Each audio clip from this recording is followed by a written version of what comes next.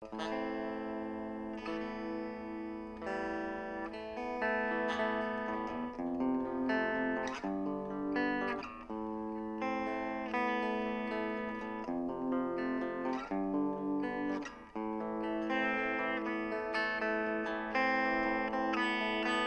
ne kadar dışarıdan fark edilmemiş olsa da az önce beynimin içine bakma şansımız olsaydı oldukça ilginç bir ortamla karşılaşacaktık. Çaldığım şarkının yavaş olduğuna bakmayın, beynimdeki birçok nöronun çılgınca dans ettiği devasa bir parti vardı adeta. Zira bugüne kadar yapılan birçok beyin görüntüleme çalışması bu durumu gözler önüne sermekte zaten. Bu yöntemler sayesinde konuşma, işitme, problem çözme gibi işlevlerin beyinde hangi bölgeleri harekete geçirdiğini gördük. Bilim insanları müzik dinleyenlerin beyinlerinde yaptıkları görüntülemelerde oldukça şaşırmışlardı. Çünkü diğer işlevlerde beynin belirli bölgeleri aktive olurken müzik dinleyenlerin beyninde birçok bölge eş zamanlı aktivite göstermekteydi. Ama bu renkli ortam bile enstrüman çalan kişilerin beyinleriyle karşılaştırıldığında bir miktar sönük kalıyordu. Zira bu kişilerin beyinlerinde birçok nöronun aktivite gösterdiği devasa etkileşimler söz konusuydu.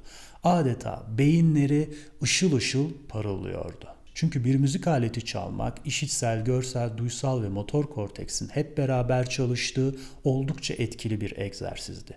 Üstelik bu egzersizler başka bilişsel aktivitelerde de işinize yarayacak bir altyapı oluşturmaktaydı.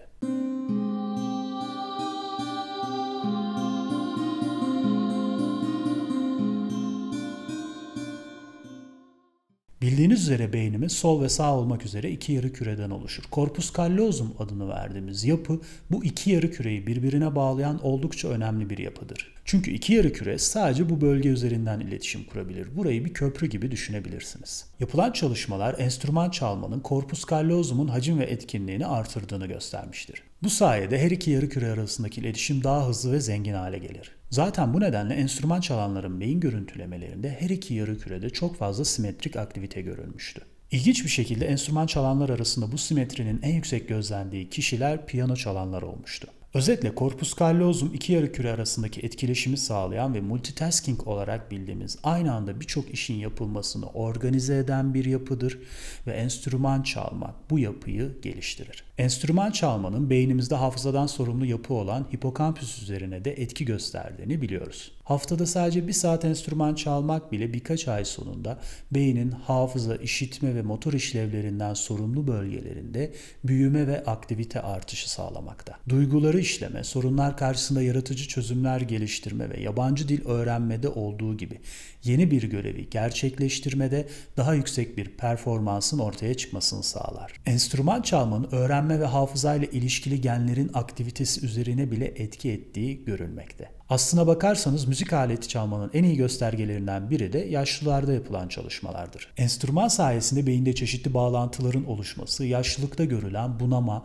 ve diğer bilişsel bozukluklarla karşılaşma riskini yaklaşık %60 oranında azaltmakta. Yaşlılarda yapılan çalışmalar ilginç bir sonucu daha bizimle paylaşmakta. Enstrüman çalmaya ne kadar erken başlarsanız yaşlılıkta göreceğiniz pozitif etkiler de o kadar yüksek olmakta. Özellikle 7-8 yaş arasında corpus callosumun yapısı bu durumu gerçekleştirmek için oldukça uygun. Çocuklarda yapılan birçok çalışma müzik eğitiminin kas ve hareket yeteneklerini geliştirdiğini, dikkat toplama ve odaklanmaya yardımcı olduğunu, görsel ve konumsal koordinasyonu sağladığını, duygularını kontrol etmede ve kaygı durumlarını azaltmada etkili olduğunu göstermiştir. Normalde beyinde sinir sinyallerini ileten akson adlı yapıların bir arada olduğu beyaz madde adı verilen alanlar bulunmaktadır. Örneğin dikkat eksikliği gibi bazı durumlarda beynin bir takım bölgelerinde beyaz madde yoğunluğunda azalmalar olduğu görülmüş. Diğer taraftan ilginç bir şekilde enstrüman çalmanın beyinde beyaz maddenin yoğunluğunu artırdığı ile ilgili çeşitli çalışmalar bulunmakta. Özetle enstrüman çalmaya erken başlamanın hem çocukluk hem de yaşlılığınız üzerine oldukça güzel etkileri söz konusu. Ama bu durum henüz bir enstrüman çalmayan kişileri endişelendirmesin. Zira hangi yaşta başlarsanız başlayın, gerek beyniniz gerekse de fizyolojiniz üzerine olumlu katkıları olacak. Bu videoda her ne kadar beynimiz üzerine olan etkilerini incelesek de müzik aleti çalmanın sağlığımız üzerine de çok fazla katkısı bulunmakta. Bağışıklık sisteminin işlevini artırmakta. Stres, anksiyete ve depresyonu azaltmakta. Kalp damar sistemi üzerine pozitif katkılar göstermekte. İşitme kaybına direnci artırmakta. Sinir sistemindeki onarım ve rejenerasyonu hızlandırmaktadır.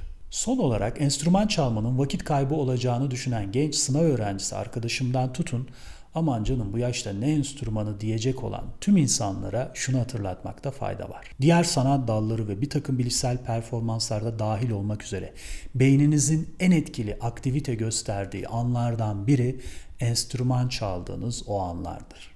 O nedenle nöronlarınıza kıyak geçin, onları bu güzel deneyimden mahrum bırakmayın.